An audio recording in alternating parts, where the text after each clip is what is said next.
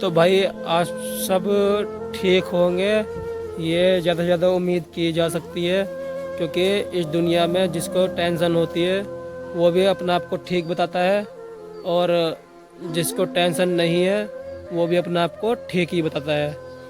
क्योंकि देखो, अब कोई ना कोई बंदा ऐसा भी होगा जिसके माँ बाप होते हुए भी वो बंदा साथ माँ बाप का नहीं दे रहा है। ये दुनिया है, दुनिया में कई तरीके के लोग होते हैं, पांच उंगली की सार नहीं होती, छोटी बड़ी होती है। तो बस मैं समझाना यही चाहता हूँ कि अपने माँ बाप को ना छोड़े। अब छोटे से एग्जाम्पल देता हूँ मैं, कि जिसके माँ बाप नहीं होते, अगर वो लड़का या लड़की कुछ लाइफ को लेकर के करना चाहते हैं और उसे पड़ गई पैसे की ज़रूरत, मान लो एक छोटी सी मिसाल है कि लड़की कमा रही है 10,000 रुपये महीना या लड़का कमा रहा है 10,000 रुपये महीना, और अच्छी जॉब मिल रही है उसे 35-40 हज़ार की, तो उसमें पैसे जमा करने पड़ते हैं। अगर मान लो कि तुमसे मांगे गए 15,000, तो तुम क्या करोगे? पहली बात तो ये बताओ, तुम क्या करोगे? और जिसके माँ बाप उसके औलाद के साथ हैं और औलाद माँ बाप के साथ है, तो वो तो झट माँ बाप से जाकर कहेगा कि पापा मेरी जॉब लग रही है और इतनी सैलरी है और मुझे इस काम के लिए कुछ पैसे की ज़रूरत है। तो माँ बाप का दिल भी नहीं दुखता, माँ बाप एकदम निकाल के दे देते हैं कि ले भाई, कि जो तुझे करना वो कर। कि अगर इससे अच्छी जॉब मिल रही है, कुछ पैसा अगर हमारा खर्च हो रहा है, तो वो पैसा बेकार नहीं जाएगा। क्योंकि उनको भी मालूम होता है अच्छी तरीके से कि जब लड़का 10,000 रुपये महीना कमा रहा है तो ये 40,000 महीना भी कमाएगा। और कुछ बंदे ऐसे भी होते हैं कि जिनके माँ बाप नहीं होते, तो वो बेचारे क्या करते हैं, वे हार करके या तो किसी से उधार लेंगे, यार दोस्त से, या फिर लोन वगैरह उठा के कुछ भी कर सकते हैं। पर ऐसे भी ठीक नहीं है यार।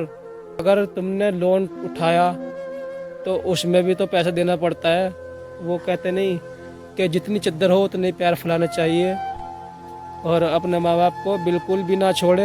ये आधे बंदे तो बस मुझे यही कहेंगे कि भाई आलम, तो ऐसा नहीं है। और जैसे तू बात बता रहा है कि दूसरों को ज्ञान बाद में देना, पहले अपने गिरवान में झांक।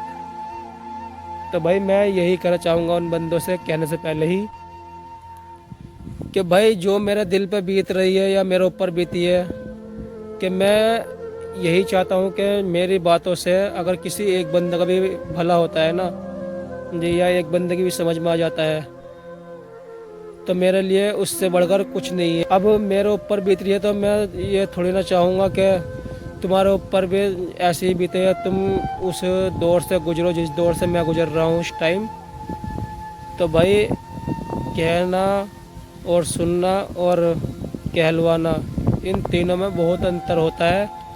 तो भाई आप सब अपने माँ बाप से, या जिसके माँ बाप नहीं है और जो माँ बाप से अलग है, तो भाई ऐसा ना करे। क्योंकि माँ बाप से बढ़ के और कुछ भी नहीं। जब तक माँ बाप का हाथ सर पे है तो उनको दूर करने की सोचना भी नहीं।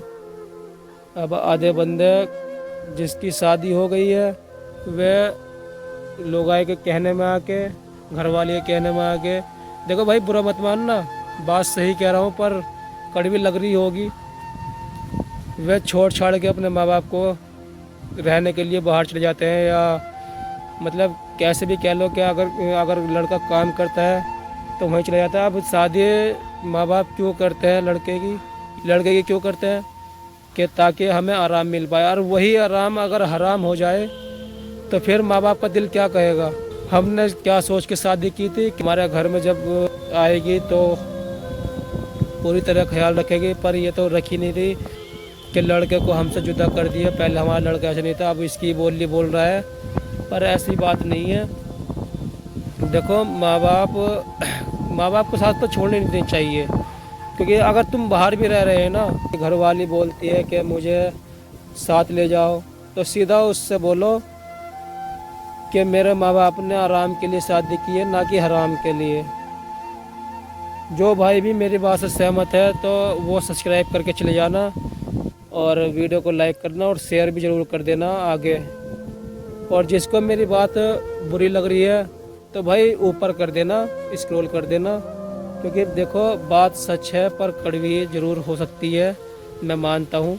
आधे से ज़्यादा जनरेशन सब अपनी लोगाई के कहने में या अपनी जीएफ के कहने में या अपने बॉयफ्रेंड के कहने में या अपने पति के कहने में ऐसा कोई भी काम ना करे जो आगे चल के आपको ही नुकसान हो। कि ऐसा भी देखा है मैंने कि अगर कोई माँ बाप अपनी औलाद से ज़्यादा प्यार करते हैं तो वे इसीलिए नहीं भेजना चाहते बाहर चला गया तो फिर कुछ फ़ायदा नहीं होगा।